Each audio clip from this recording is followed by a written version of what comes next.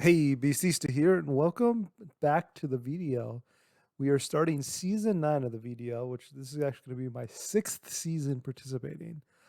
So for this generation, we are doing series 2, which means it's going to include Paradox Mons in this draft. So going into the draft, I wanted to come up with a theme to do, and I have, been considering a couple of the monotype teams. However, monotype teams are definitely pretty tricky. Most of the types that I wanted to do kind of aren't feasible based on the tier list and the number of available Pokemon. And so I wanted to do something a little bit different. So one thing when I was playing Scarlet and Violet that I really appreciated is how many returning Pokemon existed that weren't in Sword and Shield. And so what I decided to draft is those Pokemon. So these aren't all of them, but here's a large number of them, of Pokemon that were found in previous generations that weren't in Sword and Shield. So, I don't know if y'all know about this about me, but I never did a draft league until Pokemon Sword and Shield. I've done a couple of competitive, generations before this, but a lot of these Pokemon I haven't played with competitively in a decade, if ever. And so it's really cool, to get the opportunity to play as some of these Pokemon. And so I decided to do this as my theme. However, I might do something that some people might disagree with as breaking the theme, which is I decided to include Paradox Mons that are based off Pokemon that were in previous generations, not in Sword and Shield, as the Pokemon that they are. So, for example, Donphan is because it's on the list. That means Iron Treads and Great Tusks are included. Mischievous means Flutter Mane's included. Hariyama means Iron Hands are included. And so with that, that's kind of the theme I decided to go with. So obviously, given that I include these Paradox Mons, you mentioned it means that I should probably have drafted one of these. And looking at this, most my first pick was definitely going to be one of the Paradox Mons since they're all the highest base stat total of any of the Pokemon that I could have drafted between, excluding technically Slacking, who doesn't really count because of its ability. And so with this, I decided to go with Iron Treads as my first overall pick. I considered doing something like Iron Hands instead. However, the big reason I decided not to do Iron Hands is because I believe Hariyama is a very good replacement for it. Similarly, I considered like Iron Tusk, but there's a lot of good fighting Pokemon that are available, including Hariyama, Iron Hands, even like Breloom. And then I honestly am not a huge fan of Fluttermane, and so this was like kind of the first Paradox Mon. It's incredibly bulky, good speed, pretty good offensive stat, and then just generically a very good type in Steel Ground, in my opinion. So with this, I wanted to kind of partner it with another powerful Pokemon, and I decided to go with Hariyama. One of the reasons I picked this in addition is Iron Hands was taken before my second pick, and so I was considering Iron Hands, but kind of went with Hariyama instead. This does a couple things. It's by far the best available grass Pokemon of all my entire list. The next best grass Pokemon is probably going to be something like Sawsbuck or Go-Goat. So that's one of the big things. Spore is really relevant. Gets good priority moves like Mach Punch. In addition to that, it's just a very concerning Pokemon my opponents have to deal with. So after this pick, I decided I was going to kind of go with my other, pretty powerful Pokemon in Fluttermane. I built a couple of theoretical team prep ideas, and most of the best team compositions ended up having Fluttermane. The reason why Fluttermane is so nice to include is that it has 135 base speed, and basically there's only one Pokemon that is above 110, um, other than Fluttermane. In addition to it, it's a great typing. There aren't many fairy Pokemon included in this list. So give me a fairy typing and, just very fast, very good offensive stat. So after that, I was going up to my fourth pick, and I knew 100% that I wanted to get both Electros and Staraptor as my next two picks. And of those next two picks, I just needed to figure out which one I wanted to pick first, and then which one I wanted to pick next. I considered both of these, and basically, decided that I was going to go with Staraptor over Electros. So the reason why I picked Staraptor over Electros is that Staraptor um, is a more impactful Pokemon on my team than Electros will. In that aspect, it's going to be my main Tailwind setter. It's Intimidate Mon. It's a hunter based speed, very good offensive stat. In addition, it's just got a lot of versatility with like U-turn, Final Gambit, and other things like that. In addition, there aren't a lot of tier 2 Pokemon, which is what Staraptor is, that are super exciting because a lot of the tier 2 Pokemon end up being fighting Pokemon. And so Breloom kind of fills that role a little bit. So there's not as many interesting Pokemon in that tier specifically. So going to my next pick, however, Electros was taken. So in hindsight, it might have been a little bit of a mistake to pick Staraptor over Electros. The reason why I told you kind of why I picked Staraptor and it being more impactful for my team, which I think is a true statement. However, unlike Staraptor, I don't think Electros has a really good replacement. Staraptor, I could replace its Tailwind aspect with something like Oricorio. I could even get a tier 1 like a Murkrow to fill up that Tailwind aspect. The offensive fast offense I can fill up with a different Pokemon.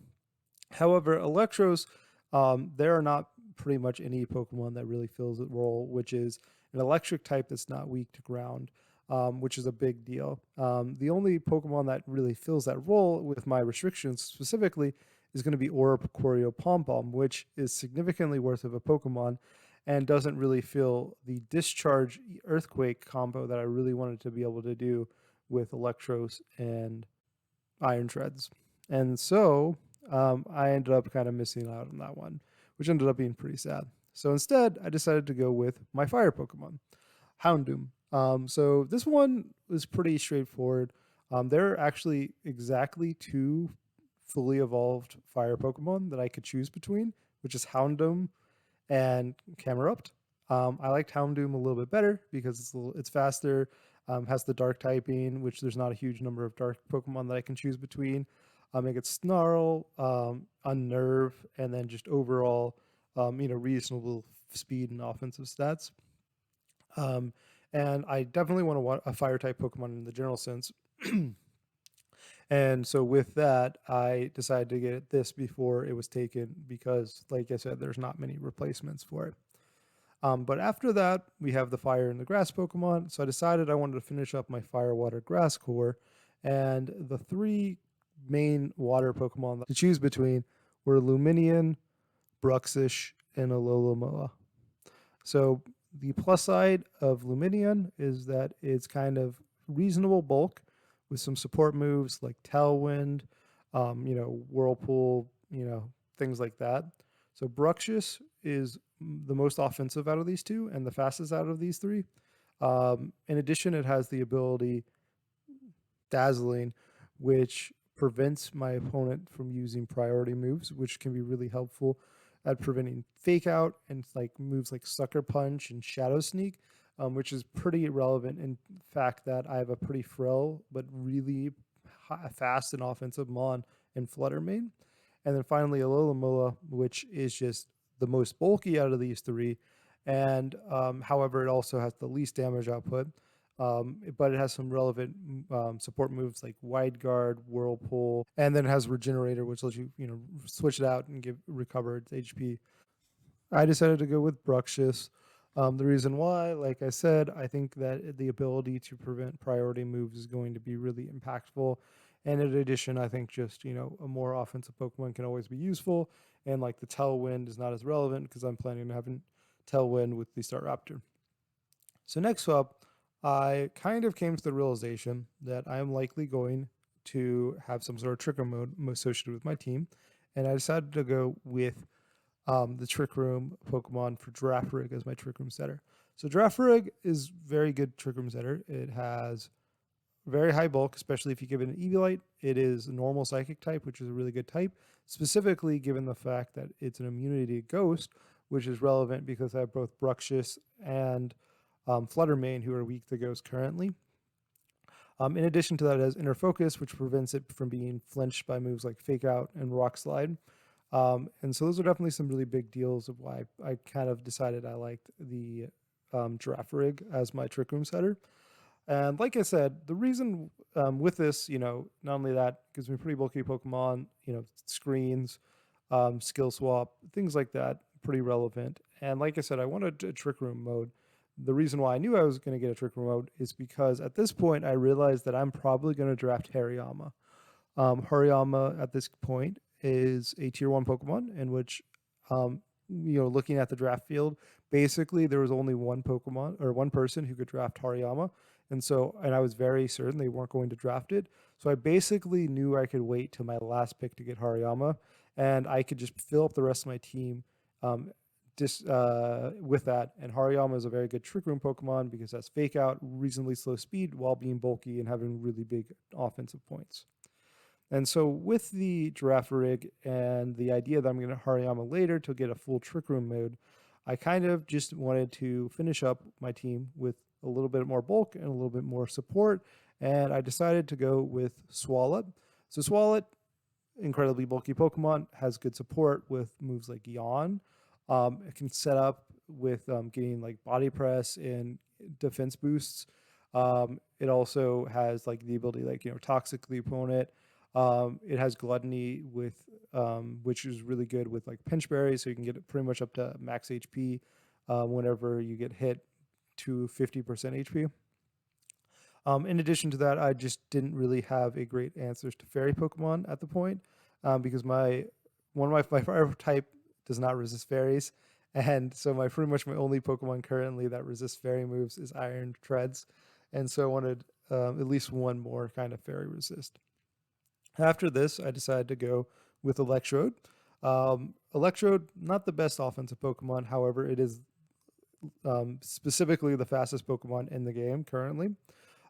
This basically gives it a pseudo prankster ability where you can outspeed anyone that you want.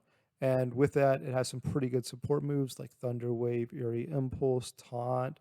Um, I think other moves like that kind of can be really helpful. And then in addition to that, it gets some fun things like electric terrain pretty quickly to prevent sleep and increase the damage from Iron Treads and other things like that. With that, we had a little bit of a ground weakness, and so I decided to increase my my ground, or improve my ground weakness by adding Oricorio, which just is a flying Pokemon. It's basically my replacement for Electros that I missed out very early on as an electric type that is immune to ground moves. In addition, it lets me be able to do like earthquake stuff with Iron Treads a little bit more consistently. Has Tailwind, and Revelation Dance is a really good move with Terra types because it's a 90 base power move that changes to whatever Terra type you change to. In addition, it's electric type for my specific Oricorio before it terrorizes. And then finally, as I kind of mentioned, we have Hariyama as our final Pokemon. Hariyama, like I said, was a tier 1. At this point, it was guaranteed. I had it, for the last 4 picks. I knew I was going to get it, and no one else was really going to get it. It gives me a Trick Room mode, which is really good. It gives me Fake Out, because so far I do not have a single Fake Out Pokemon. It also just gives me more damage, more bulk on my team, which my team is a little bit lacking on bulk because I have a lot of, middling bulk Pokemon like Breloom, Fluttermane, Staraptor, Bruxish, Houndoom, Oricorio, Electrode are all pretty like not super bulky. So I just wanted another really bulky Pokemon. And so with that, that's my team. I overall like my team pretty much. I didn't have too many issues with my draft, losing stuff. This definitely wasn't the most challenging restriction that I've done, but it's definitely fun. I'm gonna use some Pokemon that I was really excited about trying out. But with that, I hope you enjoyed the video, and hopefully you get to watch my upcoming week 1 coming soon. Thank you for watching.